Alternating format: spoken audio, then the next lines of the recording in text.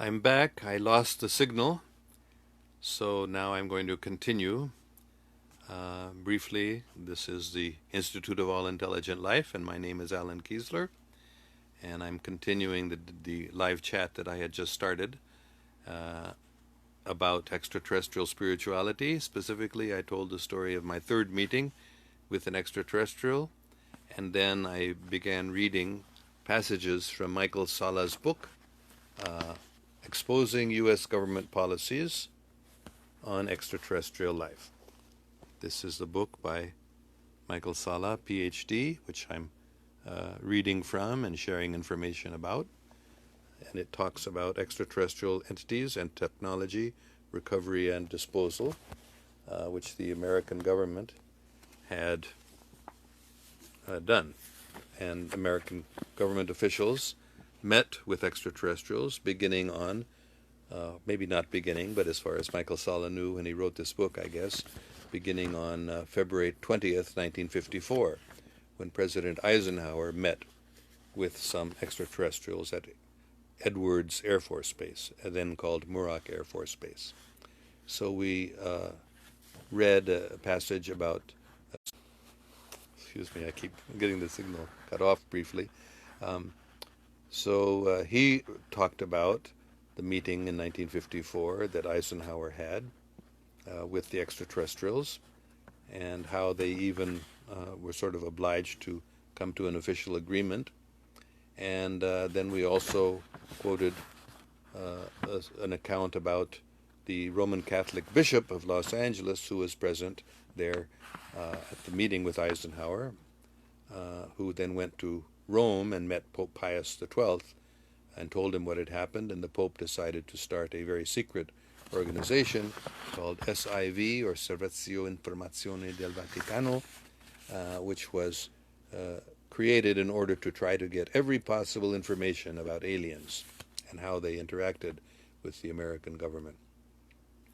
And then we also read about how Navy Commander Charles Suggs was also present in that meeting, and his son told the story, and I was just reading the account that had come from his son about how there were two white-haired Nordics, or Scandinavian-looking extraterrestrials that had pale blue eyes and colorless lips, and they stood a certain distance away from President Eisenhower, and had not gotten quite to this point.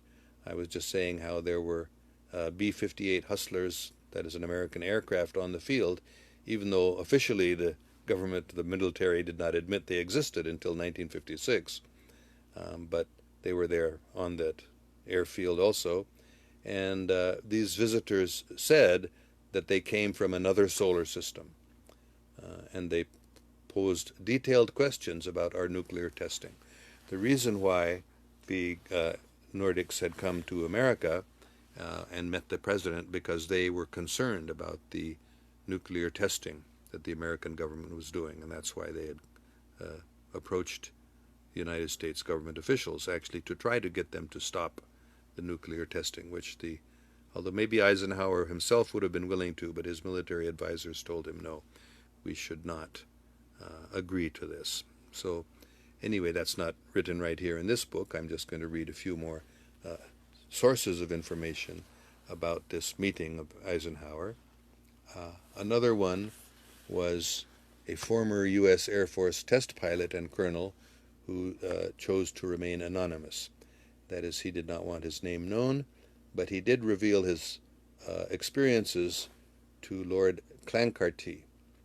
The pilot says he was one of 6 people at the meeting. 5 alien craft landed at the base, 2 were cigar-shaped, and 3 were saucer-shaped. I'm sorry, this keeps getting cut off. I'll reread. The aliens spoke English and supposedly informed the president that they wanted to start an educational program for the people of Earth. So that was another source of information about this meeting. And still another one was a military witness who also wanted to remain anonymous, but he was also a U.S. Air Force officer, and he spoke to a former Royal Air Force pilot named Desmond Leslie telling him that a flying saucer had landed at Edwards Air Force Base, and that President Eisenhower was taken to it. And this U.S. Air Force officer told that this disk, estimated to be 100 feet in diameter, had landed on the runway on a certain day. Men returning from leave were suddenly not allowed back on the base. The disk was allegedly housed under guard in Hangar 27, and Eisenhower was taken to see it. So here is another source of information. Then there are other eyewitnesses too present at that meeting, and they are all discussed in a book called Need to Know by British researcher Timothy Good. So I'm not going to go into more details right now. I guess I'll just read one last quote, which was came from William Cooper, who was a member of the U.S. Naval, has also provided documentation of his military service. He was honorably discharged in December 1975, and he gave a public lecture revealing the contents of the documents he had witnessed. That 3 UFOs flew over the base and then landed. President Eisenhower met with the aliens on February 20th, 1954. So there are slightly different accounts. Some say there were 3, some say there were 5, some only mention 1 flying saucer or different types of extraterrestrial craft. But there seems to be many different sources that William Cooper. I'm sorry, the signal keeps getting cut off. So William Cooper has gathered a number of eyewitness testimonies, and Michael Salla has put together them with some others. And so what Michael Salla concludes is that we can be confident that President Eisenhower did meet some extraterrestrial visitors, had negotiations with them, and we're going to discuss that next week, what those negotiations were, what agreements the American government came to with extraterrestrials. But there are plenty of witnesses to that meeting. There were 5 or 6 people, Americans, present, including the Roman Catholic Bishop of Los Angeles, President Eisenhower himself, and a number of military officials. All right, I'm going to go to comments now. I'm sorry I can't go back to the questions or comments on the first part of this video, which got lost. I got cut off, but I will see whatever questions we have here. Asima Khadim says, Assalamu alaikum. You met 3 times with ETs. The very same ET every time or different? How they look like? She was the same one. The first time when I was 9 years old, the next time I was about 45, and the last time when I was 51. She looked very much like a human being. It appeared that her ears were on the top of her head. That's the main difference that was obvious about her. Otherwise, she looked just like a human being.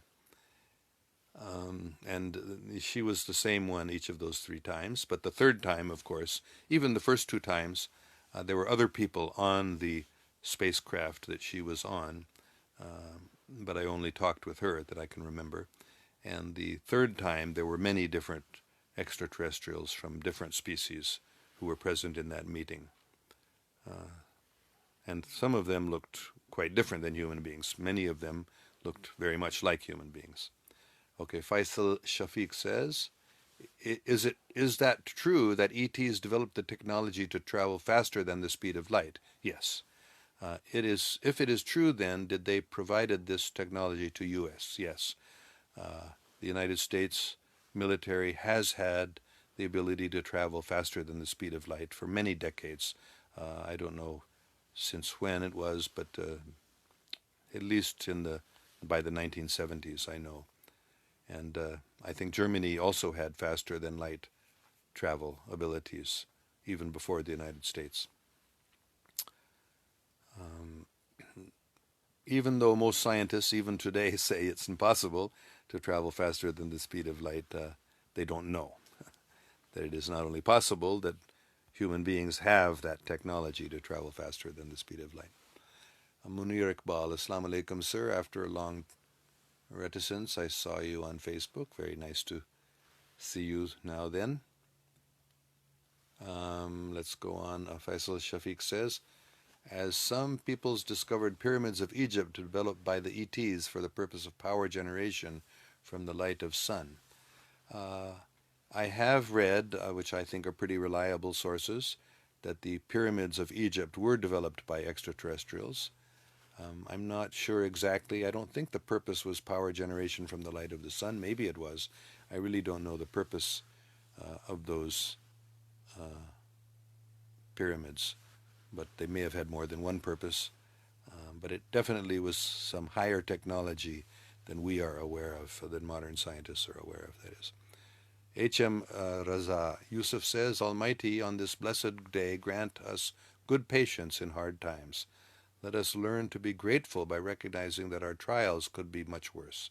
Let us trust your plan, Allah's plan, and have complete reliance on you. Help us to remain close to you during both good and bad times. Ameen. Thank you very much, Raza Yusuf Sahib. That's a very wonderful prayer. It is very true. I agree with you 100%. Let us remain close to the guidance and love of Allah, of God, because we are passing through a very, very difficult time right now. Humanity as a whole and everybody. Very, very critical time, difficult time, but a time full of opportunity as we are learning a lot more. Things that have been suppressed and concealed are now coming to light. So this is a very wonderful time that we're living in, difficult time, no doubt. Faisal Shafiq, can I got the books in Pakistan? It is not available here and difficult to buy, outline them in Pakistan. Can you will bring some books with you in Pakistan so that I can buy it? I don't know how many books I'll be able to read, but you can purchase these books. They are available, maybe not available in Pakistan, but you can purchase them by the internet. Just look up Michael Salla. He has written a number of very excellent books about extraterrestrials. Zain Khan asks, why time is traveling too fast nowadays? Any scientific reason? I really don't know the answer to that question, but it may be true that time is not fixed like we imagine it to be. Science thinks that time is the same all the time, but time may move by more quickly or more slowly. Even things like so-called gravitational constant and different things that we think of constant, they may be variable at different times and in different places. So it's quite possible that time not only seems to us, but really is traveling faster. We really don't understand very much about time, at least I don't, but certainly there are things that we imagine are steady and constant that they may not be. Asimi Khadem asks, once it was impossible to think that we will fly in sky, so now we do. With the passage of time, humans will discover the vast opportunities and worlds waiting to be unfolded by them. Thank you very much. That's a very good comment. Very good point that, just 150 years ago, certainly, only, 110, 15 years ago that human beings first, in the modern age, learned how to fly in the sky. So now, before that, it was hard for human beings to imagine that it was possible. So in the same way, it may be impossible for us to imagine that we could be traveling to other planets and other stars even, but actually we are, and we have been doing it for some decades. But it's all been kept very, very top secret. Okay, I think that's enough. I'm going to go back and try to answer as many of the questions as I can from the previous video that got cut off, because I'm sure there were a lot of good questions there too. And thank you all very, very much for your comments. And after, again cut off, after Dr. Salla's book, we can go through a little quickly. about extraterrestrials' meetings with American government officials, the agreements they came to, and the policies that the United States government developed. All right. Peace be with you. May God protect us all. Look forward to meeting you 8 a.m. California time, 8 p.m. Pakistan time, a week from today, next Sunday. Thank you very much. Be happy.